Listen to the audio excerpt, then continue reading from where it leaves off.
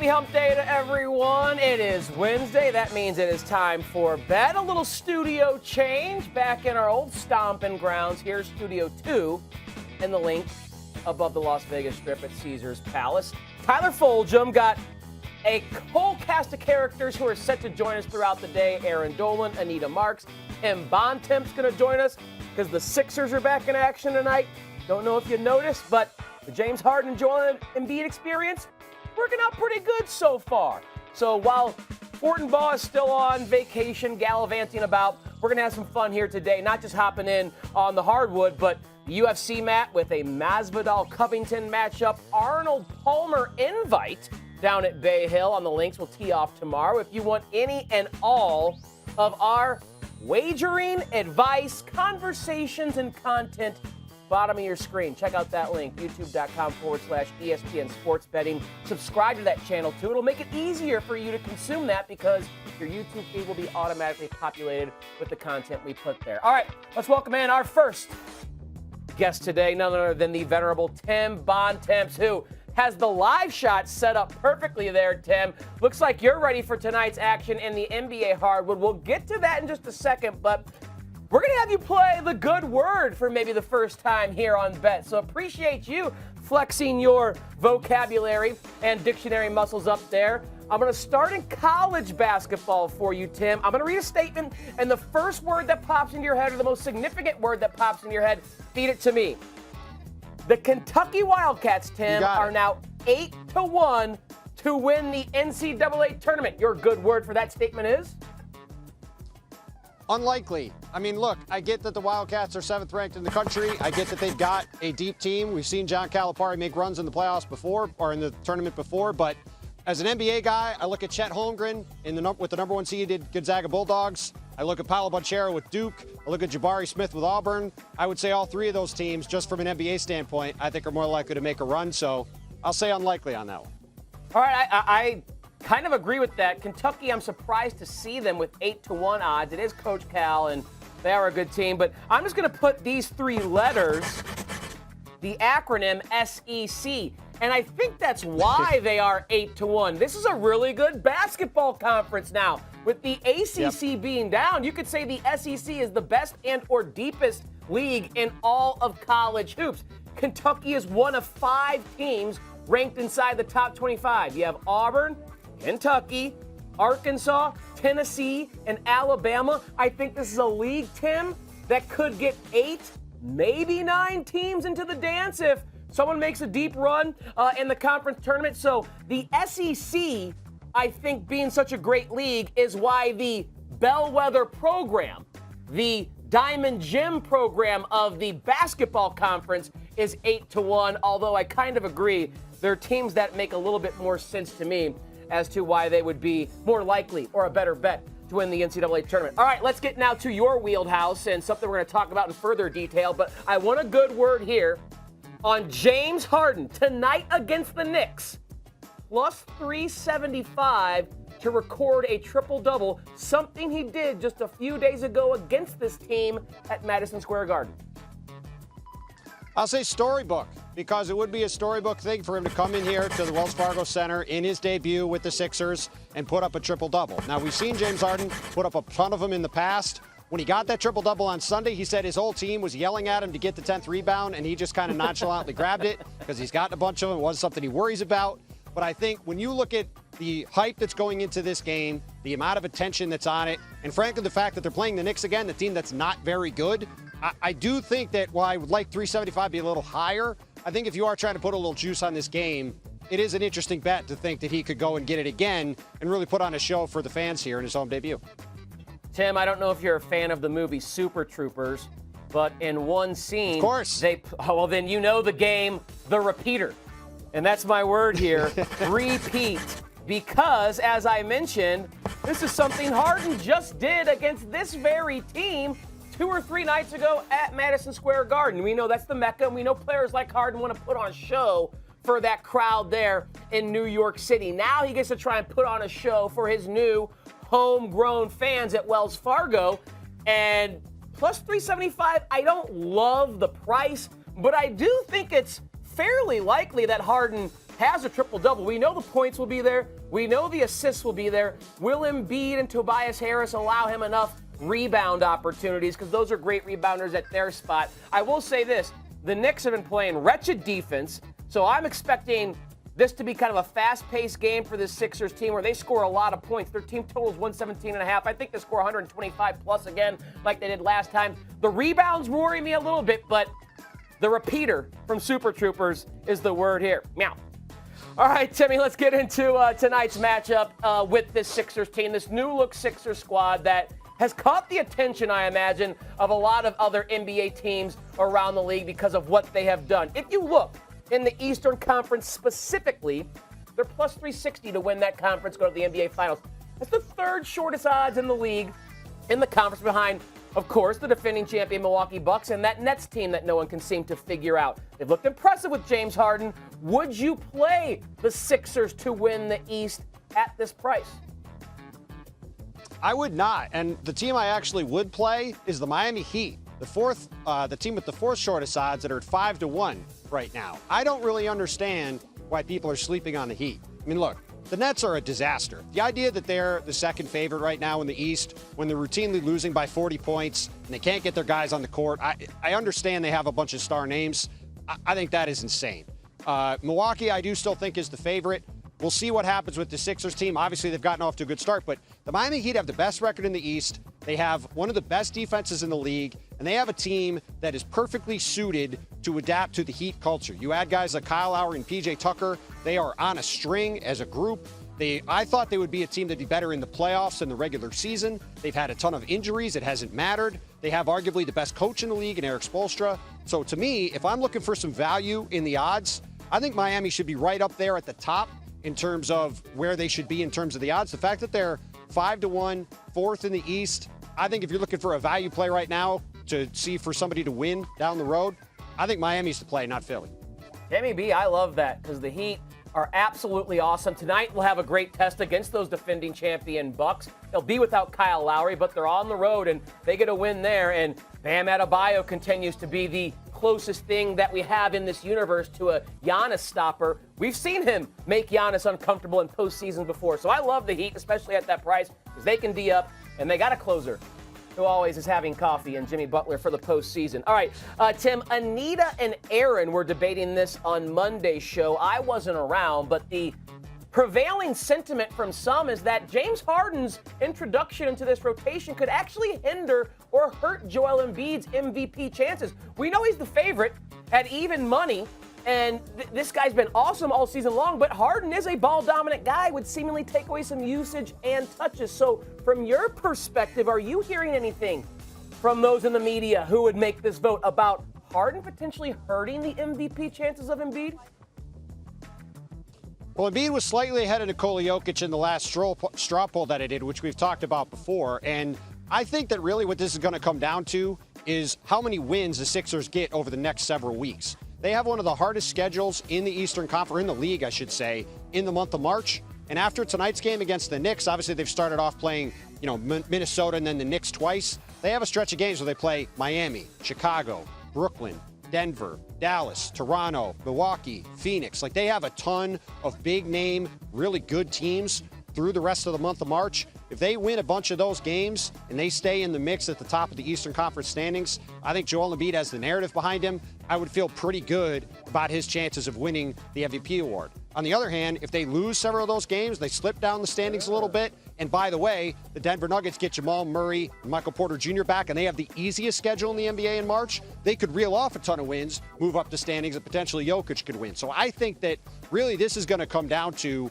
what happens on the court from a win and loss standpoint and how that sort of sets the narrative in the race. And I don't think that James Harden arriving is going to dramatically change that, because Joel Embiid is getting a lot of credit for the way he has carried this team throughout the year. And a couple weeks with Harden is going to change that. Yeah, and he is still getting his buckets with Harden. 71 points. That's a 35.5 point per game average in the two games that Harden. That's the other thing too. He and Harden are going to put up a ton of points. That's the other thing too. They're going to clearly put up numbers. I don't think that part's going to be an issue.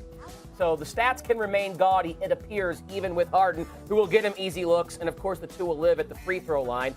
Again tonight, Tim, you will watch the Sixers take on the New York Knicks, a team that's sliding in the Eastern Conference. Looking at the player prop market for these two stars, Harden's point prop is at 23.5. Embiid, still a healthy point prop, so the market's expecting him to continue his production. 30.5 is his number there. Do you have a read on how you would bet over, under for either or both of these players in tonight's matchup? I would go over on Harden points for sure. Like I said earlier, he's playing in his first game here. I expect him to put on a show, and he's probably going to get to the line 8 or 10 times automatically, so he's just got to make a few shots. Then he gets over that 23.5.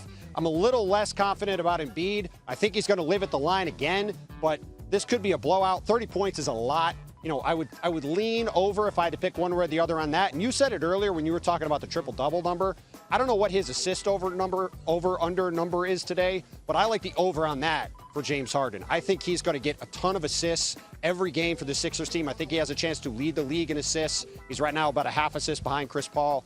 I expect that number to be in the double digits just about every night. If you can hit the over on that, I think you'd feel pretty good about it. All right. Well, good thing I have a computer here because I can check that out for you. TB, the assist prop for Sorry James to throw that Harden. at you. That's all right. It's not even posted on Caesar, so we'll wait for There that. you go. But I imagine it's 9.5 or 10.5. That's what it always is. And again, And it's I would 10 love and a the half. over on Okay, that. so I would I love the just over. heard word in my ear. It is 10.5, and he had 16, I think, in the triple-double 12 at Madison first game, Square Garden. 12 in the first game. Yep, 12 in the first game, 16 in the second. I think those are going to be the kind of numbers you can expect to see a lot. So I think that's a bet I'd be looking at a lot. If it stays around 10, I think you're going to be in pretty good shape if you hit that a lot. Fair enough. Good insight there on his assist prop. We know Harden is someone who makes the game easier for his teammates offensively. As for the actual game tonight, from the macro perspective, looking at these two teams and how they match up, Philly, predictably, a 10.5-point favorite on their home floor, total of 223 for what is the second consecutive game these teams have played together, some rest in between.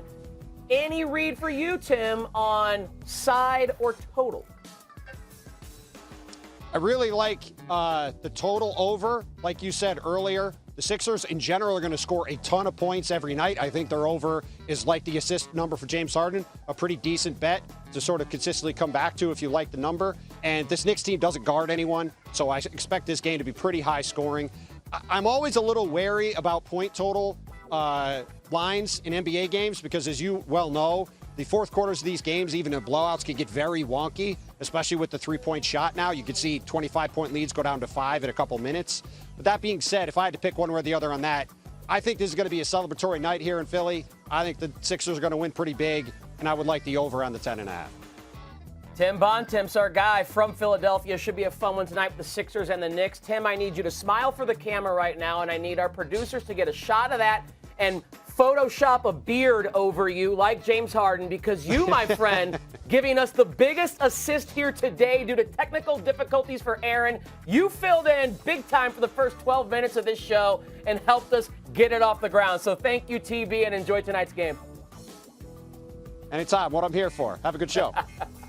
All right, Tim Bontemps, the absolute best there. Now we have some of our usual suspects around to help me co-host this show. That is none other than the prop queen herself, Anita Marks, who is joining me now as we are going to run the two-person weave in the NBA. Again, some technical difficulties for Erin and her shot. No big deal. You still get Anita and I think we're pretty dang fun to hang out with here on Bet. So, Anita, let's dive into this game that we were just talking about with Tim Bontemps. Knicks and Sixers. You heard what TB had to say. I want to know what you have to say. Sixers a big home favorite, total of 223, pardon me. Fire away. Yeah, listen, I'm going to lay the points with the 76ers. I mean, listen, is there a hotter ticket tonight than the one in Philadelphia with Harden making his Philadelphia debut? You don't think the energy, the electricity, the vibe, the excitement? I mean, come on, I'm wearing my Embiid shirt today. I'm waiting for the Harden 76ers shirt to come out. Trust me, that's like a FedEx Express to my front door. But man, I can't wait to watch this game. I can't wait to watch this matchup. So yeah, listen, I'm gonna lay the points with the 76ers. Also, I like Harden over 10.5 assists. You've got a Knicks team, and we've been talking about it for the last few weeks, right? Like, Kimball Walker's out. Derrick Rose is still out. They don't have a point guard. How do you play NBA? How do you play basketball in the NBA and try to win games when you don't have like a legit point guard on your court? I mean, they're horrible. They're 3-15. On top of that, Philly, what they've been able to do, I know it's a small sample size, Tyler, but the 2 games that we've seen, right? Like they're 2-0 against the spread. They're averaging 129 points, and Harden averaging 29 points as well as 14 assists. And one thing we do know about the Knicks, not good in the post. So I see a lot of Harden to Embiid, the new power couple, which, by the way, should we call them Harbeed? I don't know. You heard it here first. Harbeed, right? Like in the paint. So anyway, I'm laying the points. I'm not scared. If you're scared, say you're scared. I'm not scared. I'll marinate on that since we brought up Super Troopers earlier, like Car Ramrod. I'm not sure. We'll see how that one goes. But Anita, I do want to fire back at you here real quick because while we were talking, this is how the market evolves. Look at the juice there on James Harden over 10.5 assists, minus 145. It is now on Caesars 11.5, minus 110 to the over. So the extra assist doesn't concern you. He's going to have another big night. Lay it. I mean, Tyler, come on. If you were on the East Coast and I said, hey, what are you doing tonight, boo? You want to go take a ride to Philadelphia and take this game in? Don't you think you'd be like, Anita, I am there. Let's go, boo. And you and I mean, like on the court, like the energy is going to be, I can't wait to watch this. This is going to be a blowout. Dude, this is going to be a blowout. I think you're right. I think it's going to be a blowout. And again, he had 16 dimes at Madison Square Garden. And he's averaged 14 in his 2 games that he's played with them. So even though it's moved to 11.5, that doesn't scare you. I imagine Tim Bontemps, the way he was talking about Harden's stat line, it wouldn't scare him either. But again, the market has moved, so just keep that in consideration when you are going to the window. As for me, it aligns with what Timmy B was saying. I'm going to play the Sixers team total over 117.5. They've averaged 129 points per game in the 2 games that Harden and Embiid have been together, including 125 against this very same Knicks team, which, by the way, has been bad defensively this season. Over the last 15 games, their defensive rating of 114 is 19th in the league over that time, so that's not good. But if that was their defensive rating for the entire season, it'd be 28th in the NBA, so their defense is slipping big time. This offense looks wildly dangerous for the 76ers, so I expect them to score at least 118 points tonight in this rematch of a game we saw a couple nights ago. All right, that's enough on Sixers and Knicks. I think everyone's in line with how they're handicapping this one. How about we move to another interesting matchup in the NBA, which I did kind of mention or tease when I was talking to Tim Bontemps. We have the Heat and the Bucks going at one another in Milwaukee. 2 of the best teams in the Eastern Conference. Heat leading the conference. Bucks the defending champs. The Bucks are a 4.5-point home favorite with a total of 225.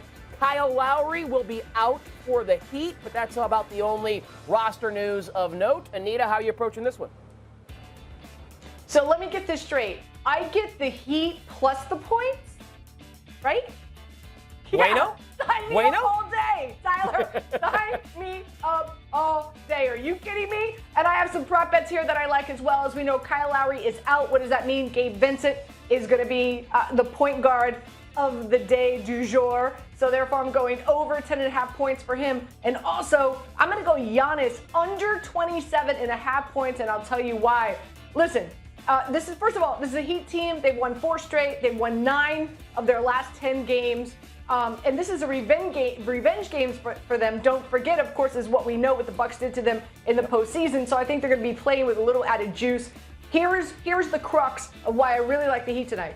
And that is their zone defense and the way that they're able to hit up the pick and roll really messes up what the Bucks do offensively. And Giannis always has a very difficult time defensively against this Heat's defense when they're all active and attractive. They've got their best players on the court, and of course Jimmy Butler. So they are the 6th lowest offense of efficiency going up against the Miami Heat. That's how good this Miami defense is against the Bucks, and that's why I'm going under in points for Giannis tonight. And also the Bucks defense has not been great as of late. Their last 6 games, they're giving up over 120 points per game. So I'm all over the Heat. I get them with the points. I'll take them. I might even throw some money on the money line. And again, Gabe Vincent over 10.5 points and Giannis under 27.5 points. Yeah, Bam Adebayo is one of the best defensive players in the NBA and one of the few humans in the universe who can make life difficult for Giannis when he's on the offensive end of the floor. Bam's an absolute beast. I, like you, think it's bueno, Anita, that I'm getting the Heat plus 4.5, so I will take the Heat plus the points. May even be my dog of the day on Daily Wager later. I do have the dog bone, and I'm considering the Miami Heat. You'll have to tune in 6 p.m. Eastern, 3 p.m. Pacific on ESPN2 to find that out. But I'm going to take the Heat for the reasons you gave. I'm going to play the total over 225 as well. It's a pace-up spot for the Heat going on the road. And as you mentioned, that Bucks defense has kind of been a little hit or miss at times. And this Heat offense, even without Kyle Lowry, should be one of the more efficient versions of itself with Jimmy Butler there, Adebayo, the shooters like Duncan Robinson and Tyler Hero available off the bench. I will say this as well, to back up the Heat plus the points. Milwaukee is 12 and 21 ATS at home this season. Only the Brooklyn Nets, Orlando Magic, and Houston Rockets are worse against the number at home this season. They've been a bad cover team at home. The market giving them a little too much credit when it comes to their opposition coming into their house. 27th in the NBA in cover rate at home. And for that overplay, Miami has the second highest over rate in the NBA of all teams and the second highest over rate while on the road in the NBA of all teams. So all these things are kind of aligning, I think, for a Heat keeping it close, maybe winning, and a total going north of 225, even without Kyle Lowry on the floor. All right, those are the two big games in the association tonight. But now, Anita, it is time for us to tee it up at Bay Hill, the Arnold Palmer Invitational. A great field. Another one of those difficult tests on the PGA Tour as we are at another stop on the Florida swing. You see it begins tomorrow at Bay Hill Club. The favorites, of course, Jon Rahm, any tournament he enters these days, and Rory McIlroy, who always crushes at Bay Hill. Guy is a top 10 machine. All right, par 3, you know the drill. You got 3 shots, 3 plays. I'll let you rip through all 3. What does your betting card look like for the API? All right, first and foremost, folks need to know this is one of the most difficult courses on tour. You've got some big names that are going to be teeing it up. But let's be honest, Tyler, I don't know who out there is playing better golf than Hovland right now. Maybe Cantlay, but Hovland, I love him. That's who I'm picking to win this, right?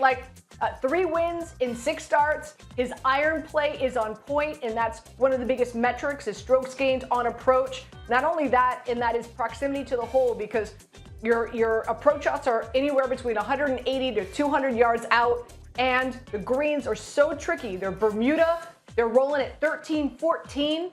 And so the closer to the hole, the better for you in regard to sink those putts and make those birdies. And Bay Hill sets up really nicely for him. So Hovland to win. Top 5, I'm going with Fitzpatrick. He loves this course. Whenever he talks about it, he lights up like a Christmas tree. He ranks first in par 5 scoring. And again, a big metric in regards to guys that have won here, they're birdieing and they're eagling the par 5s. And that's something that Fitzpatrick is going to be able to do. Also, top 15 in sand saves. There is a plethora of sand traps. Thank you, Arnie. There is a plethora of sand traps all over this golf course. And so the fact that he is 15th on tour in regard to sand saves, that's a really big deal. And also, he excels on fast Bermuda greens. He loves putting on those. And last but not least, top 10, give me my guy, Willie Z. First in strokes gained on approach his last 24 rounds. And as I said earlier, first in proximity from 200 yards out. That's going to be key. He's great on Bermuda greens. I just think mentally he needs to get back on track. Losing the Farmers, I think, really rattled his cage a little bit. If that didn't happen, maybe I'd be picking Willie Z to win this. But still, to get him at plus money to finish in the top 10, I think is pretty solid. So those are the 3 guys that I'm really keen on this coming week. Not surprised to see your boy Willie Z in there. I will tease ahead again to Daily Wager. I'm going to have a DraftKings lineup for the API. And your boy made the cut for my DraftKings lineup. I think Willie Z is a decent value. Again, 6 p.m. Eastern, 3 p.m. Pacific is where you can find the rest of that lineup. One other thing, Anita, since we're talking about the Arnold Palmer invite, I do need to know something before I drop my 3, because there is a name that matches up with yours. Where does the Arnold Palmer rank amongst all drinks you can have on the golf course or at the 19th hole. Are you an Arnold Palmer fan? The hybrid 50-50 iced tea and lemonade? I'm not, because I don't like lemonade. I'm sorry. Did I just lose brownie points with you? Or Girl Scout points? You never whatever. could. Anyway, Anita, you never could lose brownie points with me. But okay. So Tyler. So folks need to know, Tyler and I are probably the most avid golfers of anyone on Daily Wager or Bet. Like, we're addicted. Both of us are addicted. Okay. But we haven't played against each other yet, which I can't wait, because I'm going to kick your butt. But besides that, it's funny, like, I won't have a sip of any type of adult beverage until after I turn 9, and either it's a half a can or a bottle of Stella, or if I've totally blown the front 9 and like I have no shot of breaking 80, it's a transfusion for me. Okay, I like a transfusion.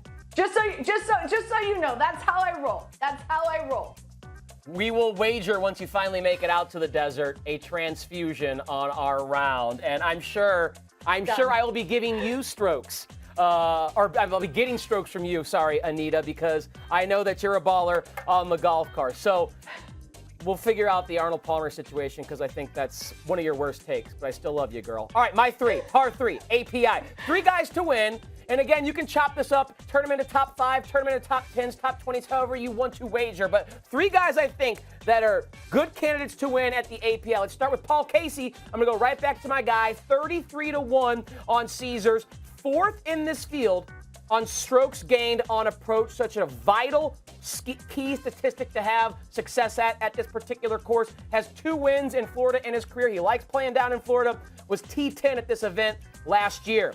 Mark Leishman at 30-1. I think Leishman is playing rock solid golf right now and has a good course history here at Bay Hill. He's got 6 top 20 finishes in his last 8 PGA Tour event starts in good form. He's got 3 top 10s in his last 5 starts at the API, including a win in 2017. And he's one of the best players in the world when the wind is whipping. And down in Florida at this time, with no trees around, the wind can whip up, and Leishman's a guy who will not be fazed by those conditions. And then a guy that you mentioned, Matthew Fitzpatrick, for those very same reasons you did, at 30-1. Fitzpatrick is a guy who shows up when the tournaments are the hardest, the fields are the deepest, and the tracks are the most difficult. He's also number 1 in this field, strokes gained putting on Bermuda grass. That's what Bay Hill features on their greens, Bermuda grass. So I, like you, think Matty Fitzpatrick is a wise play any which way you want to slice it for the API. So par 3 from Anita and Tyler. Can't wait to see you standing on a tee box out here in Vegas next to me on a par 3. And we'll throw a little scratch on it for closest to the pin. But, Anita, before we let our viewers go, one more bet out the door, could be from anywhere in the sporting wagering landscape. One more bet before I let you go. What you got for the people? Yeah, I'm looking at this Suns game, and just the mere fact that we know Chris Paul's out, now Devin Booker's been ruled out. Somebody's got to score some points for them. I like Jay Crowder over 19.5 par, points, assists, and rebounds. Now, since the All-Star break, get this, he's 53% from three-point shooting. You got to love that. The Blazers are the worst defense against three-point shooters, and teams know it. So 23rd in most three-point attempts taken against them, and you know that he's going to have a lot of assists and a lot of rebounds without Booker and CP on the court. So 19.5, I'm all over it. That's one of my favorite plays. Might be my best bet tonight, Tyler. Might be. We'll have to tune in. I think I said 6 p.m. Eastern, 3 p.m. Pacific on ESPN2. Check your local dial there. But I love that, of course, with Book and CP3 out. Production's got to come from somewhere in Phoenix, and I think you're onto something there with Jay Crowder. I'm going to go to college hoops, SEC. Auburn needs a road win coming off consecutive road losses, and they were tough ones in Gainesville at Florida, in Knoxville at Tennessee. They're now in Starkville tonight taking on Mississippi State. Been feisty, but Auburn's way better than them. They should dominate with their size and skill. I'll lay the floor with Auburn. They need to get back on track on the road in conference play. I think they should win this game, and I think they should win this game by at least 5 points. So before we let you go, some NBA, some college hoops. She is Anita Marks. Big thanks to Timmy Bontemps, our new beard. We'll see you back here Friday on Bet.